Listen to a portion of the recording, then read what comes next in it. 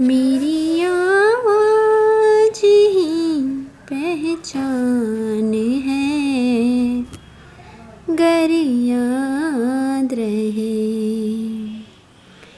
Okay, सो ये थी लता मंगेशकर की आवाज़। मतलब लता मंगेशकर ने इस गाने को गाया हुआ है और हमेशा ही उनकी आवाज़ उनकी पहचान रहेगी, इसमें कोई डाउट नहीं है। शनिवार को हम इंग्लिश रीडिंग करते हैं और अगर आप मेरे चैनल के रेगुलर व्यूअर हैं तो आपको पता होगा कि अभी हम लता मंगेशकर के चैप्टर को रीड कर रहे थे। और अजीब बात ये हुई कि लास्ट पैराग्राफ को रीड करने से पहले ही उन्होंने दुनिया को अलविदा कह दिया। एक महान आत्मा की मुक्ति हो गई इस दुनिया से, एंड भगवान उनकी आत्मा को शांति दे। दिल से बस यही प्रार्थना है उनके लिए, और वो जहाँ भी रहें बस इसी आवाज़ के साथ हंसती रहें, मुस्कुराती रहें। और उनकी सिर्फ आत्मा मुक्त हुई है, उनकी आवाज़ कभी भी इस दुनिया से जा नहीं सकती। और इतने गाने उन्होंने गा दिए हैं, इतनी भाषाओं में गाए हुए हैं, उनकी आवाज़ में वो जादू है कि कभी भी हम उन्हें भूल ही नहीं सकते हैं। उनके आवाज़ हर घर में, हर जगह पे सुनाई देती रहेगी, चाहे वो देशभक्ति गीत की बात हो या भक्ति गीतों की बात हो, फिल्मी गीतों की बात हो, और भी बहुत सारी चीज़ों की बात हो, उनकी उपलब्धियों की बात हो, उनके अवार्ड्स की बात हो, उनकी अच्छाइयों की बात हो। हमेशा वो हमारे दिलों में ज़िंदा रहेंगी और उनको हमेशा वही सम्मान हम देते रहेंगे। तो उनके बारे में बातों का सिलसिला कभी ख़त्म हो ही नहीं सकता है, इतनी बातें हैं उनके बारे में। तो अभी हमने 2 पैराग्राफ लता मंगेशकर वाले चैप्टर को रीड कर लिया था। बिहार बोर्ड की ये बुक है, क्लास 6 की, और लेसन 3 है, ठीक है। तो ये हमने गाने से ही स्टार्ट किया था, ऐ मेरे वतन के लोगों, और आज उनकी आवाज़ एक पहचान बन के पूरी दुनिया में गूंजने को फिर से तैयार है। तो ये हो गई लता मंगेशकर के बारे में थोड़ी सी बात। पता नहीं हज़ारों लोग उनके बारे में बात करते हैं, लेकिन शायद मैं पहली इंसान हूँ कि मैंने लता मंगेशकर के चैप्टर को स्टार्ट किया था और आज मैं एंड भी कर रही हूँ। और इसके साथ साथ उनकी ज़िंदगी, एक कहते हैं कि ज़िंदगी का एक समाप्ति का दौर उनका ख़त्म हुआ। सो बहुत दुख की बात है, एंड खुशी भी है इस बात की कि हम कभी उन्हें भूल नहीं सकते हैं। उन्हें हमेशा हमने सुना है, गानों में हमेशा उनकी आवाज़ को सुना है, तो वो भूलने वाली चीज़ तो है ही नहीं। तो ठीक है, अब हम पढ़ते हैं उनके इस चैप्टर के लास्ट वाले पैराग्राफ को। ओके, तो अभी तक हमने कुछ चीज़ें उनके बारे में रीड की कि कैसे कैसे उन्होंने कहाँ उनका जन्म हुआ, कैसे वो आगे बढ़ी, कौन कौन उनके माता पिता थे, और भी बहुत सारी बातें। आज हम कुछ अवार्ड्स के बारे में बात करेंगे कि उन्होंने कौन कौन से अवार्ड्स जीते, कैसे कैसे कब कब जीते, ये सारी चीज़ें हम देखने की कोशिश करते हैं। Okay, so Lata Mangeshkar has won several awards and honours including Padma Bhushan, Padma Vibhushan, Dada Saheb Phalke award, Maharashtra Bhushan award, NTR national award in addition to 3 national film awards, 12 Bengal Film Journalist Association Award and Filmfare Best Female Playback Singer Award। तो जैसा कि मैंने कहा है कि आपको एक पूरा सेंटेंस आपको एक साथ पढ़ना चाहिए, तो ये एक पूरा सेंटेंस है, देखें यहाँ से यहाँ तक। ओके, तो इसको हम छोटे छोटे टुकड़ों में बांट के कोशिश करते हैं इसकी हिंदी समझने की। तो लता मंगेशकर हैज़ वॉन, लता मंगेशकर ने जीता सेवरल अवार्ड्स, बहुत सारे, सेवरल का मतलब होता है बहुत सारे अवार्ड्स उन्होंने जीते हुए हैं, ठीक है।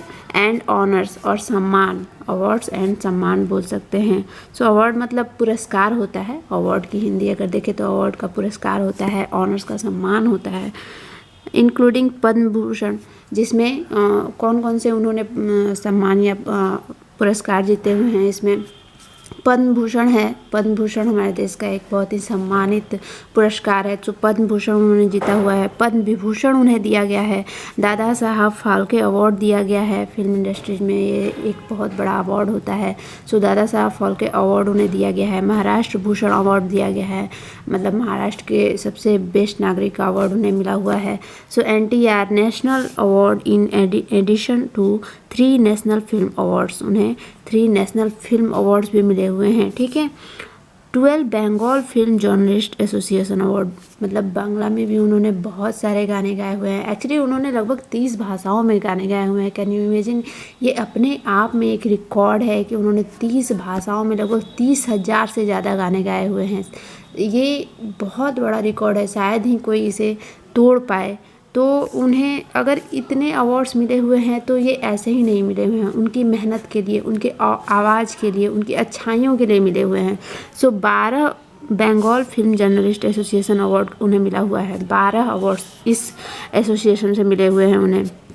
Film fair best female playback singer का अवार्ड मिला हुआ है। फिल्म फेयर जो बॉलीवुड या बोल सकते हैं फिल्म इंडस्ट्री में सबसे बड़ा अवार्ड बोला जाता है, फिल्म फेयर अवार्ड।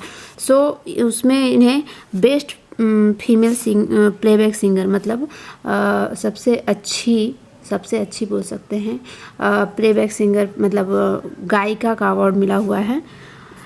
इन 1969 में 1969 में she made the unusual gesture of giving up the Filmfare best female playback singer award in order to promote fresh talent. ये एक बहुत बड़ी बात रही उनके जीवन की कि उन्होंने एक बहुत बड़ा कदम उठा लिया, एक बहुत बड़ा मतलब निर्णय किया कि वो 1969 के बाद से उन्होंने फिल्म फेयर का जो बेस्ट प्लेबैक सिंगर अवार्ड था, उन्होंने वो अवार्ड लेना छोड़ दिया, वो अवार्ड लेने से मना कर दिया, इसलिए कि वो चाहती थी कि पीछे के जितने भी फ्रेश टैलेंट हैं, जितने भी पीछे के लोग आ रहे हैं उनसे जूनियर, उनके टैलेंट को बढ़ावा दिया जाए, ठीक है। तो इसलिए उन्होंने उस साल से बेस्ट फिल्म फेयर अवार्ड, मतलब फिल्म फेयर का अवार्ड लेना फीमेल प्लेबैक सिंगर के लिए छोड़ दिया। ये कितनी बड़ी बात है, इसको अगर सोचा जाए तो ये बहुत ही बड़ी बात है और बहुत ही अजीब बात है कि एक इंसान जिसे एक अवार्ड दिया जाता है वो इसलिए छोड़ देता है कि उसके आने वाली जो पीढ़ियाँ हैं, जो उसके आने वाले जो लोग हैं पीछे, वो मतलब उस अवार्ड से वो प्रमोट हों, उनको बढ़ावा मिले। ये बहुत बड़ी बात रही उनके जीवन की। Okay, she was later awarded Filmfare lifetime achievement award in 1993। उन्हें बाद में Filmfare lifetime achievement award से भी नवाजा गया 1993 में। Okay, she has also won the highest civilian award of the country Bharat Ratna in 2001। उन्हें भारत रत्न से भी सम्मानित किया गया है। मतलब ये हमारे देश का सर्वोच्च नागरिक अधिकार होता है, सबसे ऊंचा नागरिक अधिकार होता है। मतलब भारत रत्न देने का मतलब हो गया कि मतलब उन्हें एक बहुत बड़े सम्मान से सम्मानित किया जा रहा है। अपने देश के सर्वोच्च नागरिक का अधिकार, आप समझ सकते हैं कितना बड़ा सम्मान अपने आप में होता है। सो 2001 में उन्हें भारत रत्न से सम्मानित किया गया। Okay, our country is proud of her and she stands as guiding principle for our young budding vocalist. So वो हमारे देश के लिए एक प्राउड हैं, एक सम्मान की मतलब बात है। उनके नाम से अपनी कंट्री का नाम जुड़ा होना एक बहुत बड़ी सम्मान की बात है, या अपनी कंट्री से उनका नाम जुड़ा होना ये हमारी कंट्री के लिए, हमारे लिए बहुत ही सम्मान की बात है।